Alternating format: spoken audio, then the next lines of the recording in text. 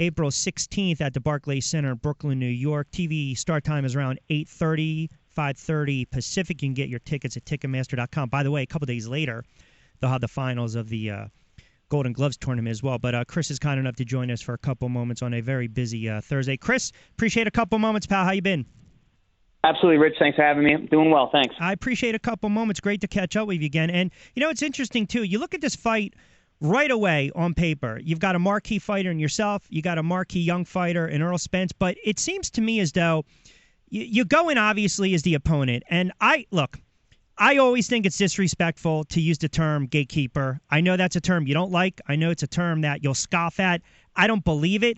But if you talk to a lot of people, they think you go into this fight as just the opponent. Are you using that as extra motivation? What's your mindset going into this one?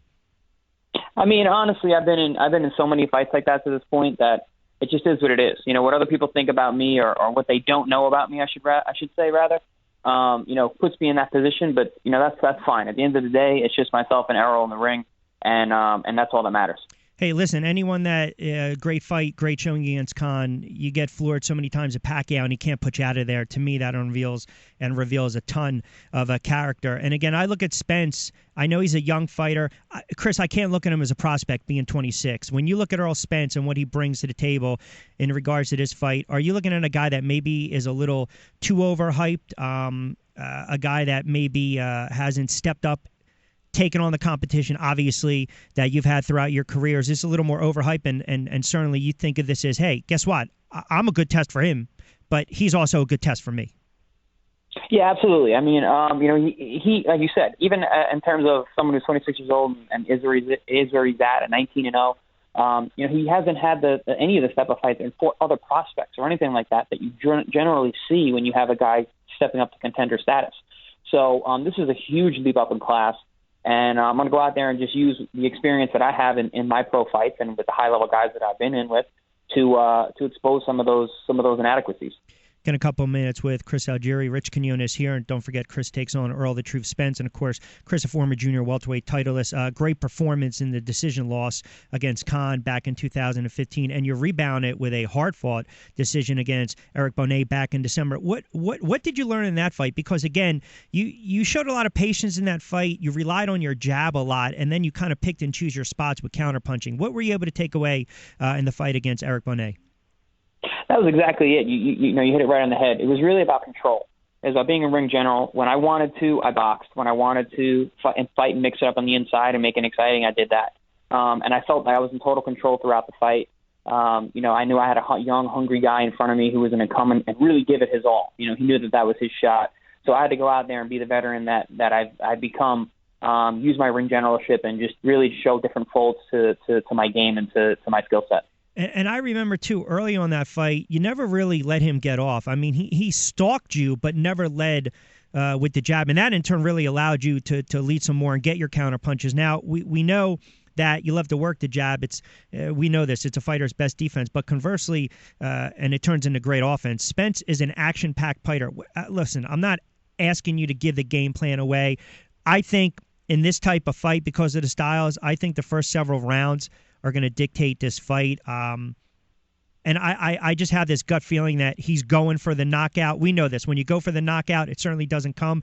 But without giving the game plan away, do you think the first couple rounds is going to dictate this fight? And do you think you'll have an idea of how it's going to go, say, round 2 or 3, if you need to be more aggressive or if you need to just kind of get on or go on the defense a little bit? Is this kind of a feeling out process early on?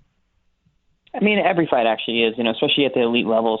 You never know what a guy's going to bring. We watch a lot of tape. We do a lot of strategizing prior to big fights. All fighters do in training camps. But really, you can't read someone's rhythm on a fight tape. And really, that's what it's all about. So in the beginning, we got to kind of find those rhythms, see what we got in front of us, see what he's bringing to the table.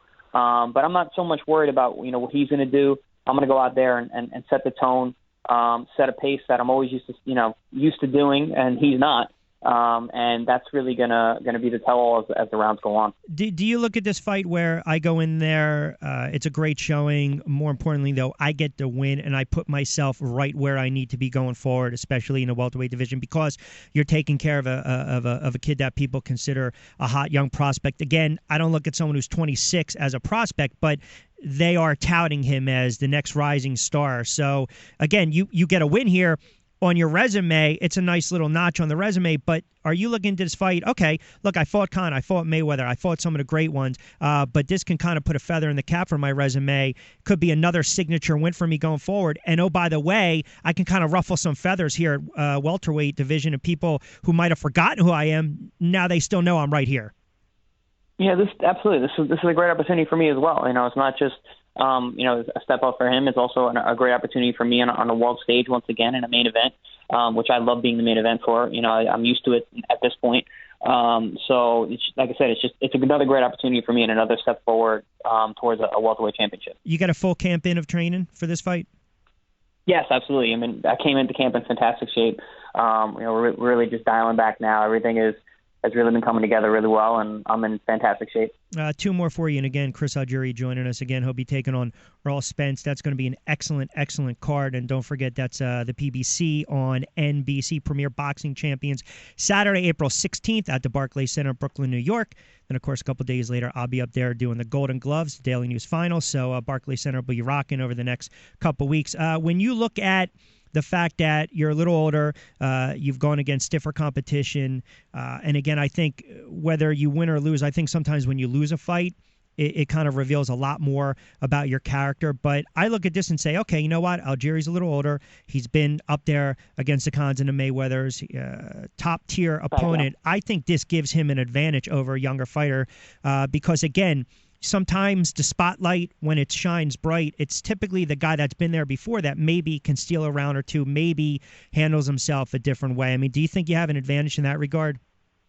I've been in fights where I was the lesser experienced guy, and and it's hurt me. So I think experience plays a big factor when it comes to high level competition in any kind of sport, but especially in boxing. So like I said, we've got that experience advantage versus the top level guys in the pros of this sport. So I think that's gonna pay off big time. Last one for you. Did you catch the Broner fight? I did actually. We watched it here in camp. You have an opinion on it either way?